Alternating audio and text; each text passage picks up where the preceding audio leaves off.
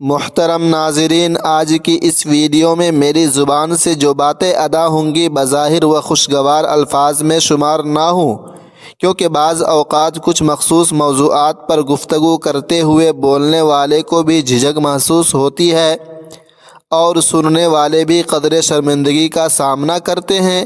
آپ کو بتاتا چلوں کہ یہ شرمندگی دراصل ایمان کی تکمیل کی ایک علامت بھی ہے۔ اصل مسئلہ الفاظ کا نہیں بلکہ حیا کا ہے، کیونکہ بات اگرچہ نازک ہے مگر اس کا جاننا نہایت ضروری ہے۔ موضوع غسل کا ہے، پاکی اور ناپاکی کے بنیادی احکام کا ہے، اور اس لیے بھی اہم ہے کہ سب سے بڑی عبادت نماز ہے، جو بغیر غسل کے درست نہیں ہوتی۔ اگر ہمیں ان مسائل کا علم نہ ہو تو انسان ناپاک رہ سکتا ہے اور جنابت کی حالت میں رہ سکتا ہے، جس میں نہ نماز قبول ہوتی ہے، نہ تلاوت اور نہ ہی ذکر و اذکار کا ثواب ملتا ہے۔ یہ بھی معلوم نہیں ہوتا کہ یہ ناپاکی کے کتنے دنوں یا ہفتوں تک جاری رہے۔ ذرا سوچیں، اس کا اثر ہماری ذات، ہمارے گھر، ہماری اولاد اور ہمارے کاروبار پر کتنا منفی پڑ سکتا ہے۔ اس لیے شرعی مسائل کا مذاق سمجھ کر یا محض شرمندگی کی وجہ سے نظر انداز نہیں کرنا چاہیے۔ محترم ناظرین، آج کی اس ویڈیو میں حیا اور شرمندگی کو ملحوظ رکھتے ہوئے پاکی اور ناپاکی سے متعلق 5 اہم شرعی مسائل کو تفصیل کے ساتھ بیان کیا گیا ہے۔ بحیثیت مسلمان آپ سے گزارش ہے کہ اس ویڈیو کو مکمل توجہ کے ساتھ دیکھیں تاکہ کوئی بھی ضروری شرعی مسئلہ لا علمی یا بھول چوک کی وجہ سے تشنہ نہ رہ جائے۔ مزید یہ کہ ثواب کی نیت سے اس ویڈیو کو اپنے دوستوں اور عزیزوں کے ساتھ ضرور شیئر کریں، کیونکہ دین کی بات آگے پہنچانا بھی صدقہ جاریہ ہے۔ فقیہ ابو اللیث رحمۃ اللہ علیہ فرماتے ہیں کہ حالت جنابت میں بالوں کی صفائی کرنا مکروہ ہے۔ حضرت خالد بن معدان رضی اللہ عنہ روایت کرتے ہیں کہ نبی کریم صلی اللہ علیہ وسلم نے ارشاد فرمایا، جو شخص غسل سے پہلے صفائی کرتا ہے تو قیامت کے دن اس کے جسم کا ہر بال پکارے گا، اے پروردگار، اس سے پوچھ کہ اس نے مجھے غسل دینے سے پہلے کیوں ضائع کیا، کیونکہ ہر بال کے نیچے جنابت ہوتی ہے۔ اس حدیث سے یہ بات واضح ہوتی ہے کہ جنابت کی حالت میں طہارت کے درست احکام کو ملحوظ رکھنا کس قدر ضروری ہے۔ محترم ناظرین، ایک سوال کیا جاتا ہے کہ کیا شوہر بیوی کو ہاتھ یا انگلی کے ذریعے فارغ کر سکتا ہے، یا انگلی سے مباشرت کرنا جائز ہے یا نہیں؟ اس حوالے سے شرعی حکم یہ ہے کہ انگلی یا ہاتھ کے ذریعے لذت حاصل کرنا، چاہے عورت اپنے لیے کرے یا مرد اپنے لیے، یہ مشت زنی کے زمرے میں آتا ہے۔ اگر عورت اپنی انگلی سے شہوت پوری کرے تو یہ بھی مشت زنی ہے، اور اگر مرد اپنے ہاتھ سے شہوت حاصل کرے تو یہ بھی مشت زنی ہی کہلائے گی۔ مشت زنی اسلام میں ناجائز اور گناہ ہے۔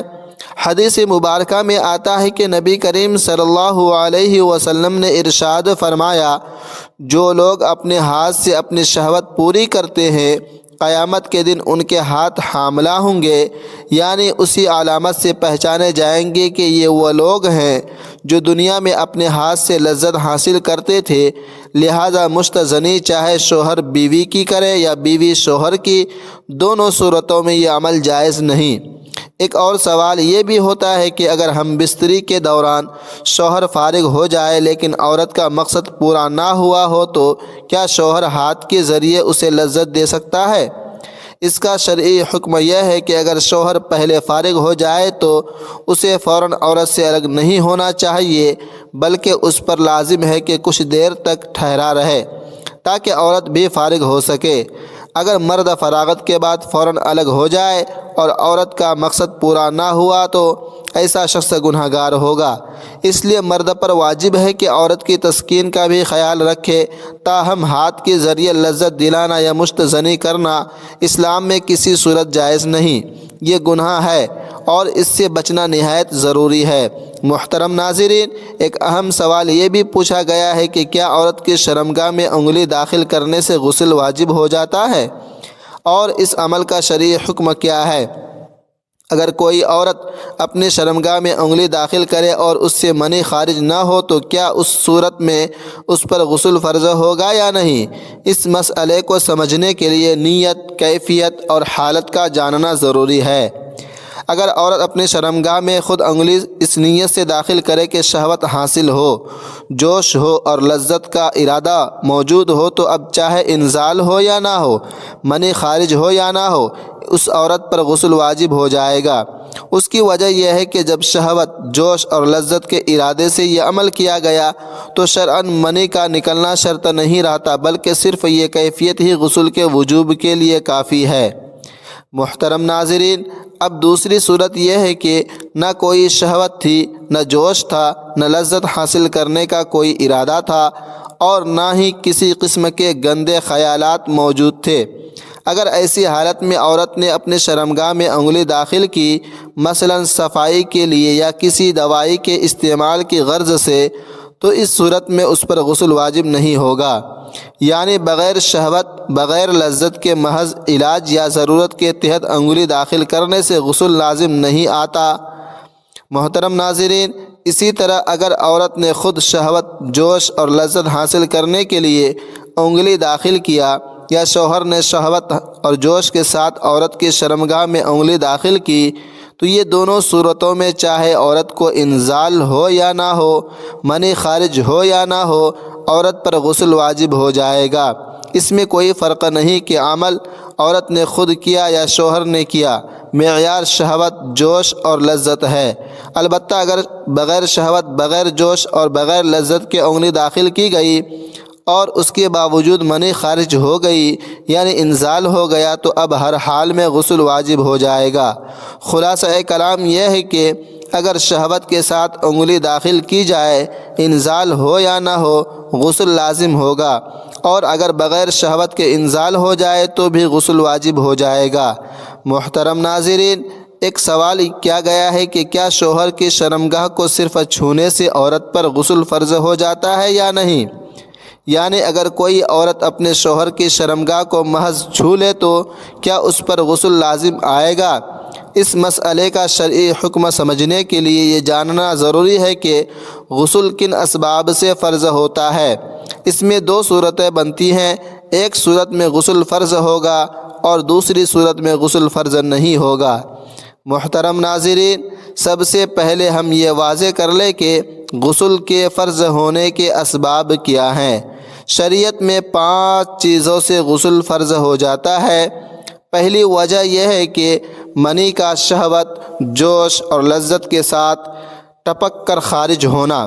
جب منی خارج ہو تو غسل فرض ہو جاتا ہے، جبکہ مزی کے خارج ہونے سے غسل فرض نہیں ہوتا۔ مزی اس لیس دار پانی کو کہتے ہیں جو شہوت اور جوش کے وقت بغیر ٹپک کے ظاہر ہوتا ہے۔ اس کے نکلنے سے وضو ٹوٹتا ہے، غسل لازم نہیں آتا۔ دوسری وجہ احتلام ہے، یعنی اگر نیند میں احتلام ہو جائے تو اس صورت میں غسل فرض ہو جاتا ہے۔ محترم ناظرین، تیسری وجہ یہ ہے کہ مرد کی شرمگاہ کا عورت کی انگلی یا پچھلی شرمگاہ سے مل جانا، یا مرد کی شرمگاہ کا مرد کی شرمگاہ سے مل جانا۔ ان دونوں صورتوں میں چاہے شہوت ہو یا نہ ہو اور انزال ہو یا نہ ہو، دونوں پر غسل فرض ہو جاتا ہے۔ چوتھی وجہ حیض سے پاک ہونا۔ جیسے ہی عورت کی ماہواری ختم ہو جائے اس پر غسل فرض ہو جاتا ہے۔ بہت سی خواتین کو اس بارے میں غلط فہمی ہوتی ہے کہ حیض کے دن ہمیشہ 7 ہی ہوتے ہیں، حالانکہ شرعی طور پر حیض کی کم سے کم مدت 3 دن اور زیادہ سے زیادہ 10 دن ہے۔ ہر عورت کی ماہواری کا دورانیہ مختلف ہو سکتا ہے، کسی کا 5 دن، کسی کا 7 دن یا اس سے کم یا زیادہ۔ جب اس کا مخصوص وقت مکمل ہو جائے اور خون بند ہو جائے تو غسل فرض ہو جاتا ہے۔ 5ویں وجہ نفاس سے پاک ہونا، یعنی بچے کی پیدائش کے بعد جو خون آتا ہے جب وہ بند ہو جائے تو عورت پر غسل فرض ہو جاتا ہے۔ اب اصل سوال کی طرف آتے ہیں، کیا عورت کے شوہر کی شرمگاہ کو صرف چھو لینے سے غسل فرض ہوتا ہے؟ اس کا جواب یہ ہے کہ محض چھونے سے عورت پر غسل فرض نہیں ہوتا، البتہ اگر اس نے شہوت کے ساتھ چھوا اور اس کے نتیجے میں انزال ہو گیا تو انزال کی وجہ سے غسل فرض ہو جائے گا۔ نہ کہ صرف چھونے کی بنا پر۔ محترم ناظرین، ایک سوال یہ بھی کیا گیا ہے کہ اگر ہم بستری کے دوران عورت ڈسچارج نہ ہو تو کیا عورت پر غسل فرض ہوگا یا نہیں؟ یعنی میاں بیوی کے درمیان ملاقات ہوئی، شوہر کا مقصد پورا ہو گیا اور اسے انزال ہو گیا، لیکن بیوی کی منی خارج نہیں ہوئی تو کیا اس صورت میں عورت پر غسل لازم آئے گا؟ اسی سے متعلق ایک دوسرا سوال یہ بھی پوچھا گیا ہے کہ اگر ہم بستری کے وقت کونڈوم استعمال کیا جائے تو کیا عورت پر غسل فرض ہوتا ہے یا نہیں؟ اگرچہ یہ مسائل حیا کے خلاف محسوس ہوتے ہیں، لیکن چونکہ یہ طہارت اور عبادت سے براہ راست تعلق رکھتے ہیں، اس لیے ان کا جاننا نہایت ضروری ہے۔ اس مسئلے کو سمجھنے کے لیے ہمیں احادیث مبارکہ کی روشنی میں شرعی اصول دیکھنا ہوگا۔ سنن ابی داؤد میں حضرت ابو ہریرہ رضی اللہ تعالی عنہ سے روایت ہے کہ رسول اللہ صلی اللہ علیہ وسلم نے ارشاد فرمایا، جب شوہر بیوی کے 4 شاخوں کے درمیان بیٹھے اور ختنہ سے مل جائے تو غسل واجب ہو جاتا ہے۔ حدیث سے واضح ہوتا ہے کہ محض دخول کی صورت میں ہی غسل کا حکم ثابت ہو جاتا ہے، چاہے عورت کو انزال ہو یا نہ ہو۔ اسی طرح سنن ابی داؤد میں ام المؤمنین حضرت عائشہ رضی اللہ تعالی عنہا سے روایت ہے کہ رسول اللہ صلی اللہ علیہ وسلم نے فرمایا، جب شرمگاہیں آپس میں مل جائیں تو غسل واجب ہو جاتا ہے، خواہ انزال ہو یا نہ ہو۔ اس حدیث میں بھی صراحت کے ساتھ یہ بات بیان کی گئی ہے کہ انزال کا ہونا شرط نہیں، بلکہ صرف شرمگاہوں کا مل جانا ہی غسل کے وجوب کے لیے کافی ہے۔ ان احادیث کی روشنی میں یہ بات بالکل واضح ہو جاتی ہے کہ اگر میاں بیوی کے درمیان ہم بستری ہو جائے، دخول کی صورت میں پائی جائے، چاہے عورت کو ڈسچارج نہ بھی ہو، تب بھی عورت پر غسل فرض ہو جاتا ہے۔ اس حکم میں مرد اور عورت دونوں شامل ہیں، یعنی دونوں پر غسل واجب ہوگا۔